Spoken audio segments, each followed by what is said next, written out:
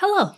I am an open source maintainer on a variety of different open source projects, and one of them is a blog template. It's the same blog template that I use on my personal blog. I have just some very light tasks that I have to do. First of all, I have to update Astro and Tina CMS, and I have an issue where I have to update the Twitter creator because I noticed in one of the files that if you look very closely, it actually hard codes my name in there instead of whoever is running the blog, and so I need to make that generic, but then also update the README. Now, these tasks I've mentioned are not hard. I acknowledge that, but I do not want to spend my brain power on them. So that is what the CLI is for. You can install the Copilot CLI on any operating system. I already have, and I'm going to run Copilot. Now that I've done that, there's a / command called fleet that I've never played with before, and so we're going to do that now live for the first time.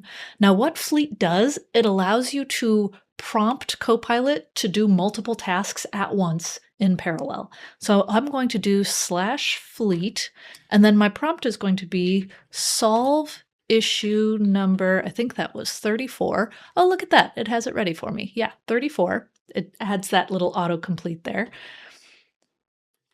And also upgrade the dependencies for Astra and for Tina CMS and fix any breaking changes that might occur. So that being said, I'm done. I have done my open source maintenance on this repo for the day.